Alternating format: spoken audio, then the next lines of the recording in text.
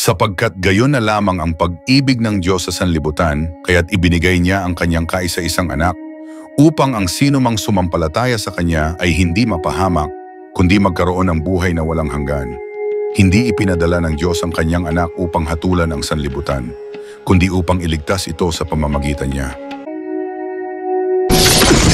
Siya na ba yan? Itayo mo siya.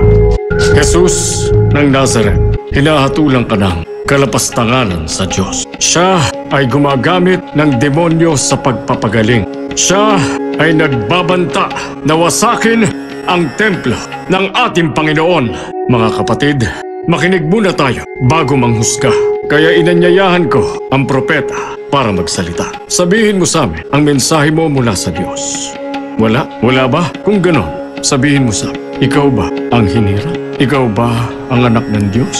Ako nga. Tama bang narinig ko? At makikita niyo ang pagdating ko mula sa ulap ng kalangitan. Nakaupo sa kanan ng makapangyarihang Diyos. Kalapastanganan ng mga sinasabi mo sa Diyos! Manlilinlang! Hangal!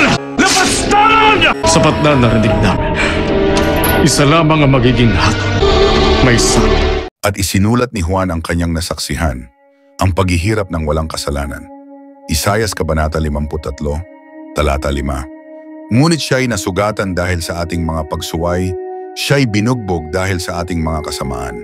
Ang parusa upang tayo'y magkaroon ng kapayapaan ay nasa kanya, at sa pamamagitan ng kanyang mga sugat, tayo ay gumaling.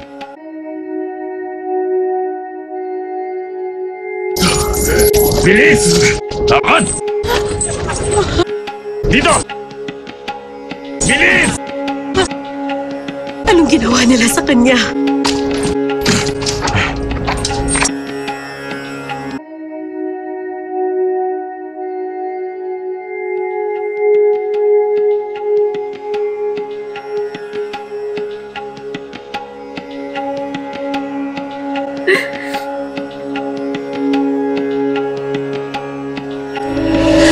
Papatayin nila si Jesus. Tila alam na niya na mangyayari ito.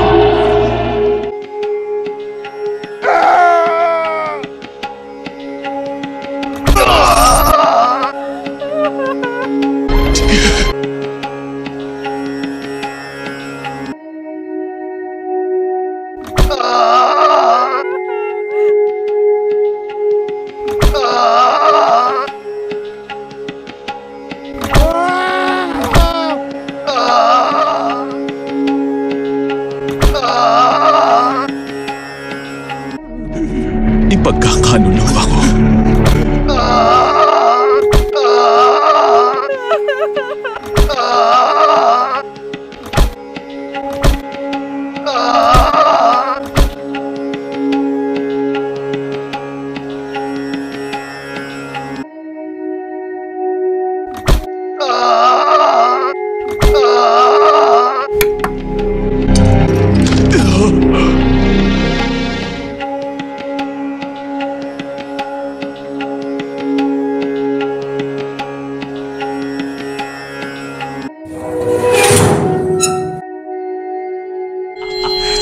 Isa ka palang hari, ah. Bawat hari dapat may korona.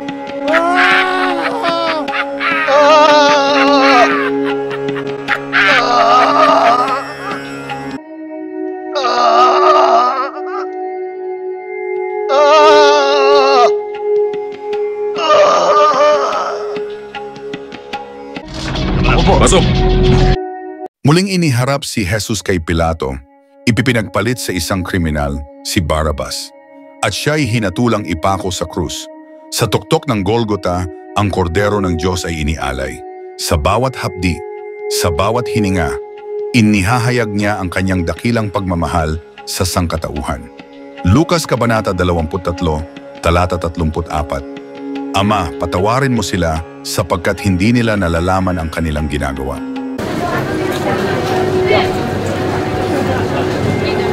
Ngayong araw ang simula ng Pasko, at ang Emperador Cesar ay magkakaloob ng isang kabutihan, ang paglaya ng isang bihag, na kayo ang pipili. Kayo ang magpapasya si Barabas, mapanganib na manunulsod. O, itong marangal na nagsasabing siya ang inyong hari. Kayo ang magpasya. Palayain si Barabas!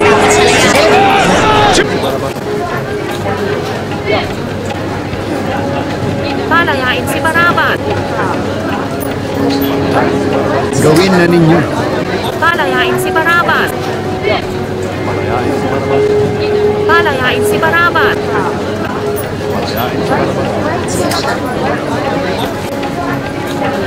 At ang propeta? Paano magiging hari ang labastangan na ito? Sabula ang propeta! Bago sa krus! Bago sa krus! Kung gano'n, sige, ipako sa krus!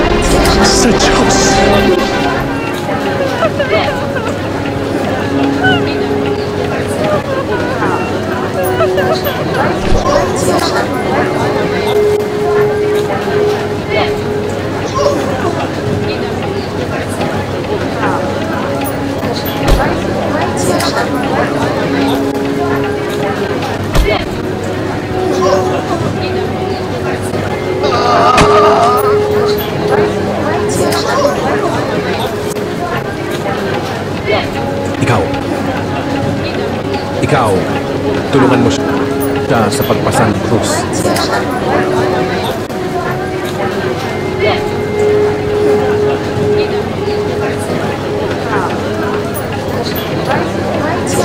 Ako na, Jesus.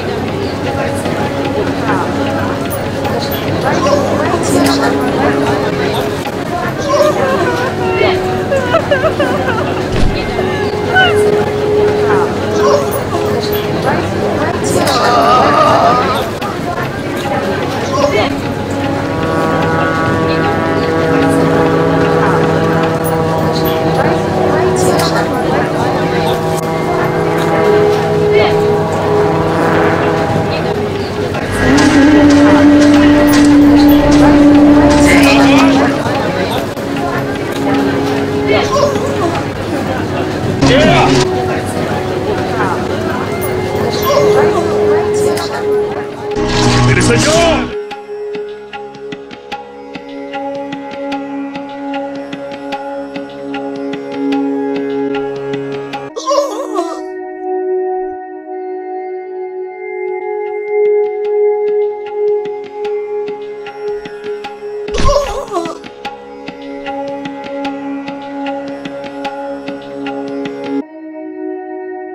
Bilisan mo na!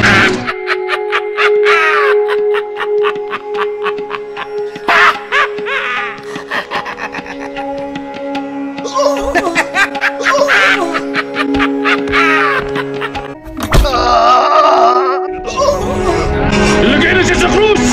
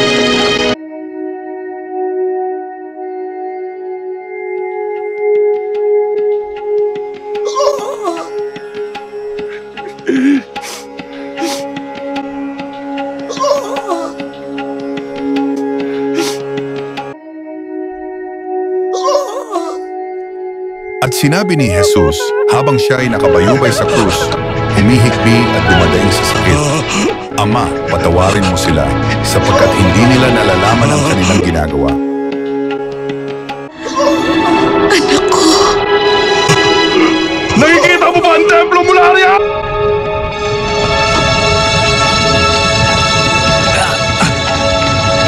Hindi ba't ikaw ang Mesiyas? Ba't hindi mo iligtas ang iyong sarili? At kami! Ang ating kaparusahan ay makatarungan. Subalit siya ay walang kasalanan.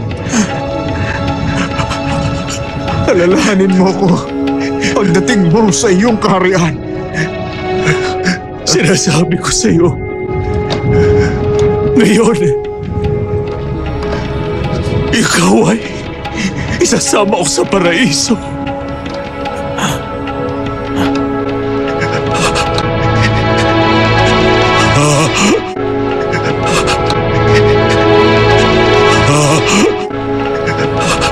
Ina,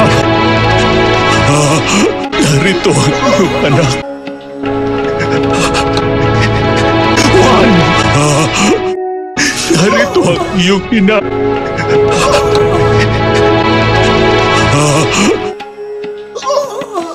Diyos ko, bakit mo ako pinabayaan?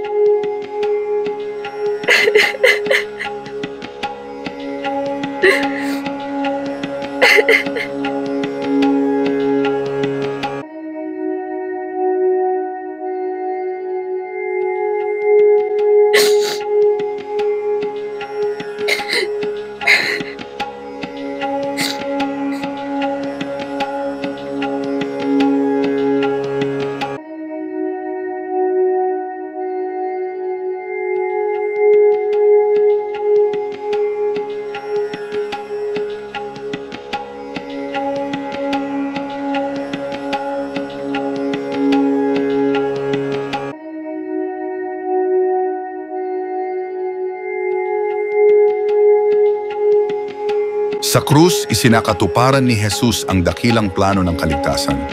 Sa kanyang huling hininga, inialay niya ang buhay para sa sangkatauhan. Pag-ibig ang dahilan, pag-ibig ang inialay, at pag-ibig ang iniwang alaala ng kordero ng Diyos. Juan Kabanata 15, talata 13, walang hihigit pa sa pag-ibig ng isang taong iniaalay ang kanyang buhay para sa kanyang mga kaibigan. Ngunit sa likod ng kamatayan, may liwanag na paparating. At ang krus ay hindi ang katapusan ng kwento. Sinabi ni Jesus, ang sumasampalataya sa akin ay may buhay na walang hanggan. Sa kanyang kamatayan tayo'y iniligtas. Sa kanyang pag-ibig tayo'y binuhay. Juan Kabanata 3, talata 16. Sapagkat gayon na lamang ang pag-ibig ng Diyos sa sanlibutan, kaya't ibinigay niya ang kanyang bugtong na anak, upang ang sino mang sumampalataya sa kanya ay hindi mapahamak kundi magkaroon ng buhay na walang hanggan.